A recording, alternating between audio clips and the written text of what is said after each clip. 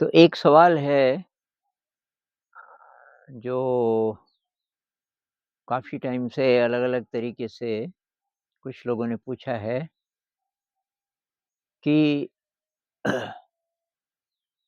कुछ लोग कहते हैं कि ये ध्यान की ये जो विधियाँ हैं साँस को महसूस करो, शरीर को महसूस करो इत्यादि इनकी कोई ज़रूरत नहीं है। क्योंकि साक्षी भाव जैसे निसर्गदत्त महाराज जी बोलते थे या रमण महर्षि बोलते थे, ये वेदांत वाली जो धारा है, इससे जुड़े हुए सभी लोग आजकल एक मूजी हैं एक आद्य शांति हैं और ऐसे काफ़ी सारे हैं, काफ़ी अंग्रेज भी हैं आजकल जो ये सिखा रहे हैं। तो ये विधि एकदम प्योर है और एकदम शुद्ध है। अगर आप ऐसा कर सकें, तो बात सच्ची है, आपको किसी विधि की ज़रूरत नहीं है। तो इस विधि में क्या है कि भई आप न शरीर हैं, न मन है। आप वो हैं जो शरीर को जान रहा है और जो मन को जान रहा है। तो आप वहाँ चले जाओ, आप उसको मैं बोलो, उस विशुद्ध चेतना कह लो, आप विशुद्ध चेतना हैं और वहाँ से आप देख रहे हो अपने मन को और अपने शरीर को। जो जानने वाला है, जो जानने वाली चीज़ है आपके अंदर, तो वो हैं आप। तो इस अप्रोच में आपको कुछ नहीं करना, बस आप साक्षी हो, आप जान रहे हो। आप विचारों को जान रहे हो, तो जान रहे हो तो अगर गड़बड़ कोई आने वाला होगा तो पहले ही ड्रॉप हो जाएगा। उसी तरीके से अ, आप शरीर को और शरीर जो भी कर रहा है, ये इंद्रिय जगत है, आप देख रहे हैं, सुन रहे हैं, मतलब अनुभव करने वाला कौन है? अनुभव करने वाली जो आपके अंदर शक्ति है, उसको आत्मा कह लो, उसको चेतना कह लो। अब फ़िलॉसफ़ी के हिसाब से इन दोनों में भी फ़र्क है ना, चेतना चेतना कहते हैं कि उसके स्तर हैं। तो जो विशुद्ध चेतना है, वो आत्मा के आस-पास की चीज़ है। यूँ कह लो कि आत्मा जब इंटरैक्ट करती है, ये बाहर के जगत के साथ तो वो चेतना के रूप में करती है। तो विशुद्ध है, शुरुआत में विशुद्ध है, लेकिन जब वो इंटरैक्ट करती है अ, तो हमारे संस्कारों के कारण उस तरीके के विचार बनेंगे और उस तरीके का हमारा परसेप्शन होगा इत्यादि। लेकिन ये बात उनके लिए है जिनके अंदर पहले से बहुत हाई एनर्जी है। इसी प्रकार से जो पतंजलि जी की ध्यान विधि है, वो यम, नियम, आसन, प्राणायाम इत्यादि और उसके बाद धारणा, कंसंट्रेट करो किसी एक चीज़ पे और आपका मन खाली हो जाएगा, शांत हो जाएगा, कोई विचार नहीं। और तब जो निर्विचार स्थिति है, केवल आप जान रहे हो और कुछ नहीं है, कोई कंटेंट नहीं है। आपका मन खाली हो गया, मन रहा ही नहीं, मतलब अमनी दशा, उसको ध्यान बोलते हैं। और जब जानने वाला भी नहीं रहा, आपका जो जानने वाला था, अवेयरनेस थी, वो भी डिसॉल्व हो गई, तो उसको समाधि कहते हैं। लेकिन वो कहते हैं कि ये यम नियम का पालन शुरुआत में ही यम नियम है। नियम में 2 चीज़ें हैं, आपके जीवन में संतोष होना चाहिए, आपको कुछ नहीं चाहिए। कोई वर्ल्डली डिज़ायर जब ना हो, तो वर्ल्डली डिज़ायर ना हो, ऐसी स्थिति जिसकी है, तो उसके लिए ये पतंजलि जी वाला भी ध्यान सूट कर जाएगा और ये जो वेदांत वाला है, ये भी सूट कर जाएगा। आपकी डिज़ायर ही खत्म हो गई, तो गड़बड़ विचार आएँगे कहाँ से? तो 2 शर्तें, एक तो ये कि संतोष है आपके जीवन में और दूसरी बात आपको 100% विश्वास है ईश्वर पे। ये 2 चीज़ें जिसके पास होंगी, वो तो पहले ही बहुत एडवांस है। वो अब जब अगर कुछ भी करेगा वो, तो चाहे पतंजलि जी वाला ध्यान करे, चाहे ये जो वेदांत वाला है अ, इसको अपनाए, तो उसकी तो बस एक ही चीज़ रह गई, वो परमात्मा को जानना चाहेगा बस, क्योंकि सांसारिक इच्छा है ही नहीं। तो ऐसी स्थिति जिसकी है, उनके लिए तो ये सही है ये रास्ता। लेकिन अगर ऐसी स्थिति आपकी नहीं है, आपको अपने आप से पूछना पड़ेगा कि भई क्या मैं सांसारिक इच्छाओं से मुक्त हो गया? संतोष है क्या मेरे जीवन में?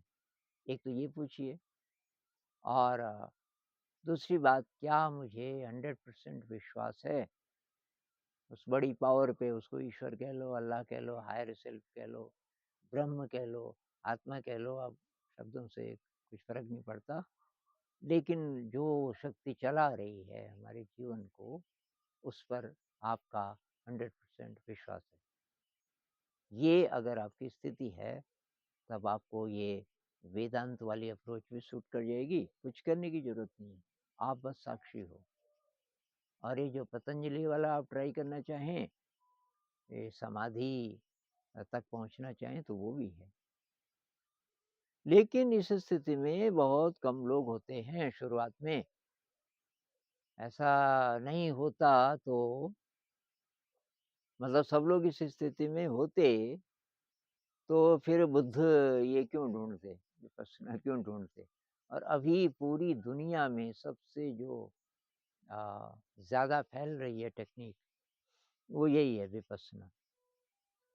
और बहुत सारे लोग शुरुआत विपश्यना से ही करते हैं। विपश्यना में क्या है कि कोई शर्त नहीं है, आप जैसे हो आप ट्राई कर सकते हो। शील का पालन करने को तो बोलते हैं, तो वो शील अब इतना मुश्किल नहीं है, वो कहते हैं चोरी नहीं करना, हिंसा नहीं करना, झूठ नहीं बोलना, ब्रह्मचर्य का पालन करना है और तो मुख्य-मुख्य यही है। और ये है कि भई दिखावा नहीं करना, कुछ ये भी है ना कि वो शान और शौकत से रहने की जो इच्छा है, तो थोड़ा सिम्प्लिसिटी ये भी एक है शायद। तो ये तो इतना मुश्किल नहीं है, इसका पालन किया जा सकता है, बस यही है और कोई कंडीशन नहीं है और आप इसको ट्राई कर सकते हैं। तो एक तो ये है, वो तो बहुत ही हाई स्टेट है जब हम बोल रहे हैं कि संतोष है और भगवान जी पे पूरा विश्वास है। लेकिन ज़्यादातर लोग तो ऐसी स्थिति में हैं अभी कि बहुत विचलित हैं, बहुत दिग्भ्रमित हैं, तरह-तरह के प्रेशर्स को झेल रहे हैं। जीवन में संतोष कहाँ से आएगा? और ईश्वर पे भी 100% विश्वास बहुत कम लोगों का है, क्योंकि वही प्रश्न आता है कि कैसे विश्वास करें, मेरे जीवन में तो इतना दुःख है। तो बहुत ज़्यादा अ, दुःख है अलग-अलग प्रकार का जीवन में। तो बुद्ध वहीं से शुरू करते हैं, बुद्ध कोई फ़िलॉसफ़ी नहीं देते। कोई फ़िलॉसफ़ी छेड़ना चाहता है कि जी वो क्या है, ईश्वर है कि नहीं है, वो चुप रहते हैं, कुछ नहीं बोलते। उन्होंने नहीं बोला कभी कि ईश्वर होता है, आत्मा होती है। क्यों नहीं बोला कि वो तो फ़िलॉसफ़ी है भई, तुमको होता है बोल दें या नहीं होता बोल दें, तुम्हें क्या फ़र्क पड़ेगा? तुम कैसे वेरीफ़ाई करोगे? तो जिस चीज़ का हमें ज्ञान ही नहीं है, क्यों उसमें पढ़ें? और फ़िलॉसफ़ी में आप पड़ गए तो फिर आप ध्यान पता नहीं करेंगे कि नहीं करेंगे। तो बहुत सारे अभी ऐसे भी लोग हैं जो उसी से सैटिस्फ़ाई हो जाते हैं कि अ, ये फ़िलॉसफ़ी से अब जो लोग ये वेद वग़ैरह पढ़ते हैं, एक भाई साहब यहाँ आए थे वेदांत वाले, तो ऋषिकेश से मेरे एक दोस्त के साथ वही जिरह कर रहे थे कि ये तो मिथ्या है, शरीर मिथ्या है, हम तो विशुद्ध चेतना हैं, शरीर तो मिथ्या है। अब सड़क पे उतरने के बाद यहाँ जहाँ हम रहते हैं थोड़ा चलना पड़ता है, करीब 200-250 मीटर होगा। तो उसके पैर पैर ज़रा रपट गया और थोड़ा मुड़ गया उसका पैर। तो उसको ख़ैर सहारा दे के लाए। तो यहाँ एक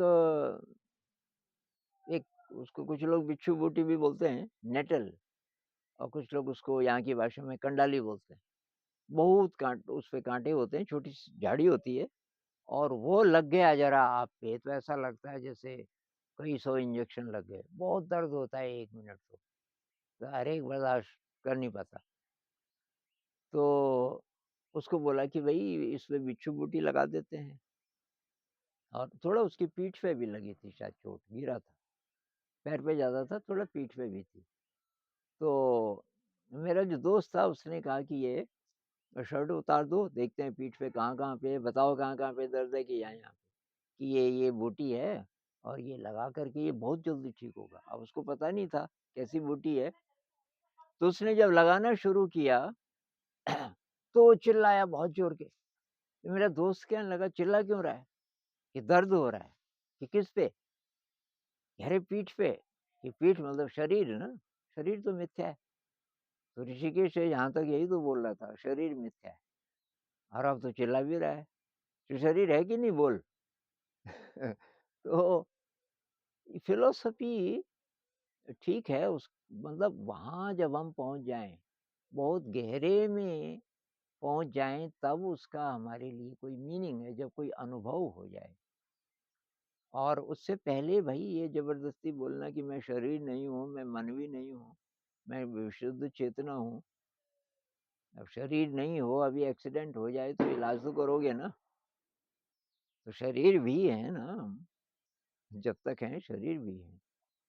तो इसलिए बुद्ध की अप्रोच सही है, वो क्या कहते हैं कि भई दुःख है, पहली ही बात, दुःख है, कोई डिसएग्रीमेंट हो नहीं सकता।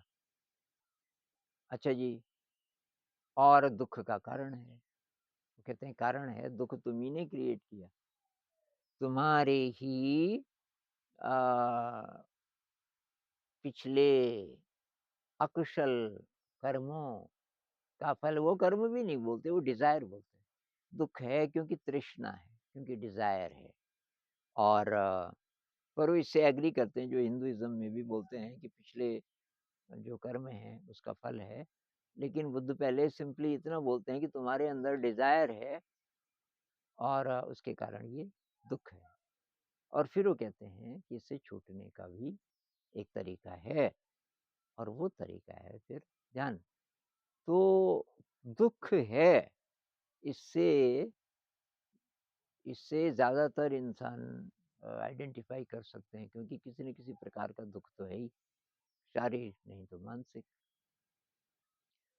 अच्छा, अब ज़रा दूसरे एंगल से देखें कि साक्षी भाव में ये जो वेदांत वाली फ़िलॉसफ़ी को हम माने, मतलब वो बहुत प्योर चीज़ है वेदांत वाली, पर उतनी हाई एनर्जी है क्या? तो ज़रा हम अपने आप से पूछें कि उसमें कैसी-कैसी क्वालिटी चाहिए? आप वहाँ हो, विशुद्ध चेतना हो और वहाँ से आप साक्षी बन के जान रहे हो।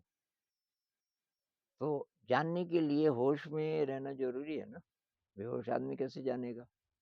तो मतलब अवेयरनेस की ज़रूरत है, ज़्यादा अवेयरनेस की, होश की ज़रूरत है। अच्छा जी, हाँ। और दूसरी बात कि वहाँ से आपको शरीर का भी पता चल रहा है, मन का भी पता चल रहा है, इंद्रियाँ जो ग्रहण कर रही हैं वो भी पता चल रहा है। तो ये जो पता चलना है, इसके लिए ज़रा अच्छी अवेयरनेस चाहिए, हाई अवेयरनेस चाहिए। इसके लिए इक्वानिमिटी भी चाहिए, समता भाव चाहिए। दुःख हो या सुख हो, आप देख सकें कि ये सब दुःख और सुख है, तो ये शरीर और मन के साथ है। और जो चेतना है वो ना दुखी होती ना सुखी होती, वो तो हमेशा चिदानंद रूपम, आनंद रूप है। तो मतलब इसके लिए समता भाव चाहिए। तो ये जो क्वालिटीज़ हैं, जो वेदांत फ़िलॉसफ़ी को जीवन में उतारने के लिए ज़रूरी हैं, वो क्वालिटीज़ विपश्यना सिखाती है।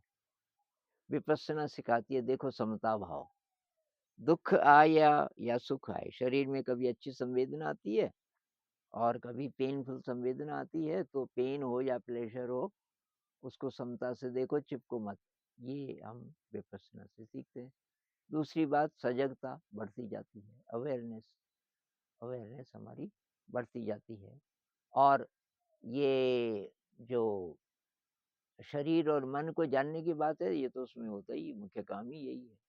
शरीर से शुरू करते हैं और धीरे-धीरे जब चित्तानुपස්සना, धम्मानुपස්සना की बात बुद्ध करते हैं, तो उसमें यही कहते हैं कि मन को जानो।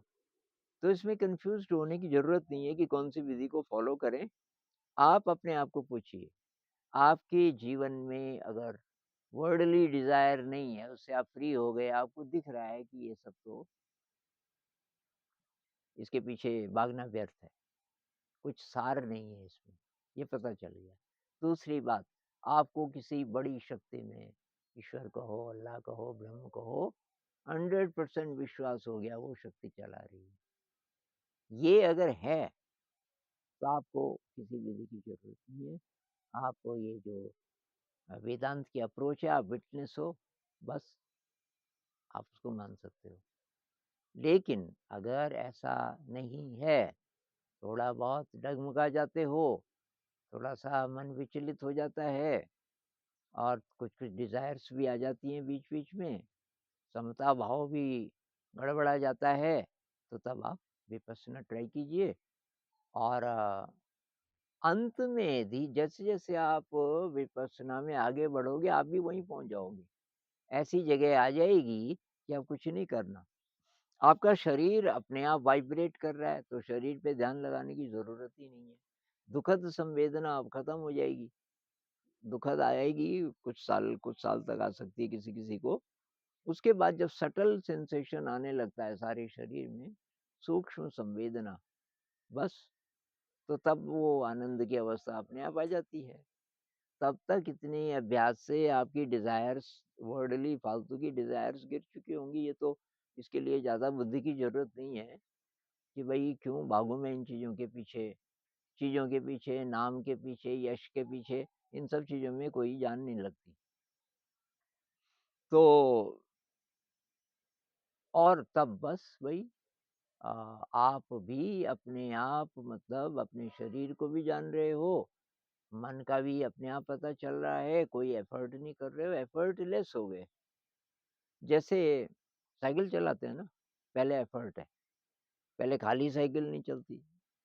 किसी आदमी ने पहली बार साइकिल पकड़ी हो, मेरे साथ ऐसा हुआ था, 13-14 साल का था जब साइकिल देखी मैंने पहली बार, तो अ, वो खाली भी ना चले, मैं गिर जाऊँ। तो एक वो स्टेज है, फिर हम किसी की मदद से थोड़ा-थोड़ा सीखना शुरू करते हैं, कई बार गिरते हैं, कई चोट लगती है कई बार, वो स्टेज है। धीरे-धीरे फिर हम सीख जाते हैं मैदान में, अब मैदान में तो सीख गए, अभी सड़क पे नहीं।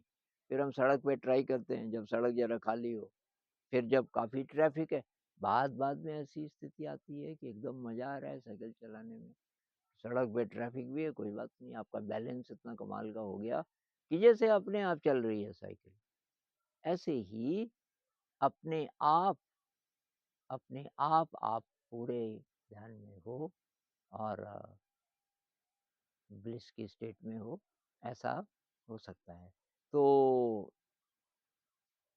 सारी विधियाँ वैलिड हैं, नहीं तो इतने सारे टीचर्स की क्या ज़रूरत थी? अब मेरे को बहुत सारे कमेंट्स आते हैं ना कि हमारे गुरुजी तो ऐसे कहते हैं, आप ऐसे कहते हैं। भई वो भी ठीक कह रहे हैं, वो अ, उन लोगों को कह रहे हैं जो उनको सूट कर नहीं तो इतने सारे लोगों की ज़रूरत मैं तो ख़ैर गुरु हूँ नहीं पर अभी बहुत सारे लोग गुरु बोलने बोलने लग गए। मैं तो स्कूल वाला गुरु हूँ, साइंस और मैथ वाला। लेकिन मैं जो बोल रहा हूँ, ये विपस्सना वाली बात जो मैं बोल रहा हूँ, तो ये जिन लोगों को सूट करेगी अ, उनके लिए मैं बोल रहा हूँ। और जो सीधे वेदांत वाली विधि को अपना सकते हैं तो वेरी गुड, आप वो कीजिए, वो तो फिर और भी शॉर्टकट है। तो कन्फ्यूज़्ड होने की ज़रूरत नहीं।